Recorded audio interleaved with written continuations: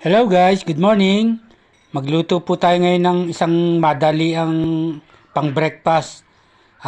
Magluto po tayo ng sopas kahit po walang lahok na karne. Kasi po bawal po sa akin ang meat, kaya hindi na po natin nilahukan yan.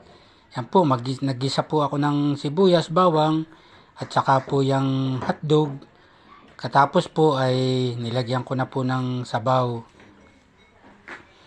Yan po. Tayo po ay walang malutong almusal dito ngayon. Yan po, gayaan laang po. Yan po, at yan po ay ating hintayin kumulo bago natin ilagay ang iba pa. Yan po, kumukulo na po. Ilalagay ko naman po yung ating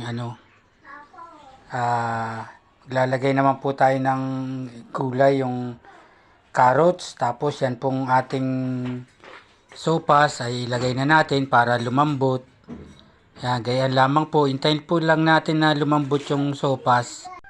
Yan po, ganyan po. Pag hintayin lang po natin na lumambot yung ating nilagay na sopas. Halo-haluin din po para hindi siya magdikit-dikit. Yan po. Yan, ngayon, kumukulo na siya. Ating tingnan kung malambot na. Medyo matigas pa po. Tayo po muna ay mag-shoutout muna sa ating mga taga-subaybay at sa mga hindi pa po pwede nyo po akong i-like,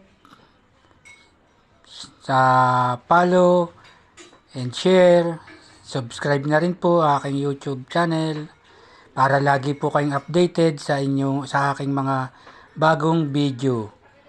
Yan po. Nilagay ko na po ang ating repolyo at para po yan ay eksaktong naluluto ang ating sopas ay lumalambot na rin ang ating gulay. Yan po, maya-maya lang po ay goods na yan. Nilagay ko na po ang gatas. Ang gatas po ay evap. Ayan po. Goods na po yan. Pwede na po yung hanguin. At para po sa ating lucky number sa araw na ito, subukan po natin ang 17, 23, 38. Yan po.